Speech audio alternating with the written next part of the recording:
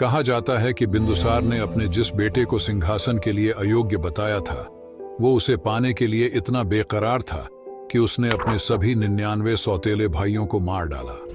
किसी राजा जैसी शानदार पोशाक में वह अपनी अंतिम सांसें ले रहे पिता के सामने पहुंचा और बोला, अब मैं इकलौता वारिस हूं तुम्हारा। और वो इकलौता बेटा था अशोक। और ये तो बस उसकी शुरुआत थी।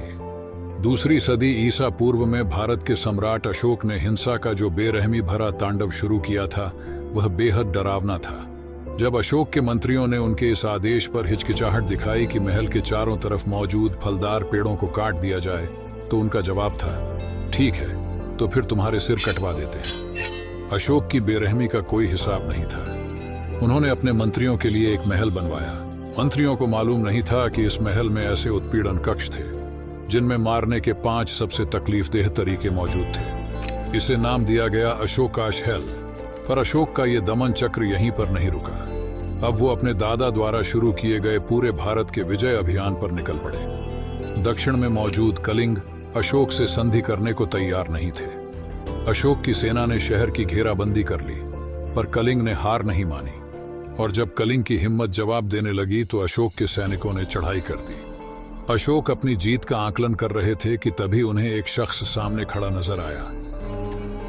ए शक्तिशाली नरेश, आप इतने ताकतवर हैं कि सैकड़ों हजारों की जान पलक झपकते ही ले सकते हैं। जरा अपनी ताकत दिखाते हुए इस मरे हुए बच्चे में जान डाल दो। आखिर यह निडर भिक्षुक कौन था जिसने अशोक को उनके युद्ध अपराधों की याद दिलाने की हिम्मत की? उसकी असली पहचान तो नहीं मालूम, पर यह जानते हैं कि वह बुद्ध का शिष्य था। उस समय से 200 साल पहले मौजूद इस विचारक का नाम ज्यादा मशहूर नहीं था। बुद्ध संदेश देते थे, अहिंसा, बोध और करुणा का।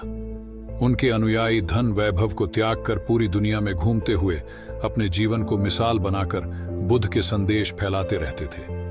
यह भिक्षु उन्हीं में से एक था और अपनी हिम्मत और अक्लमंदी से उसने एक बेरहम राजा में भी करुणा जगा दी और अशोक हमेशा के लिए बदल गए।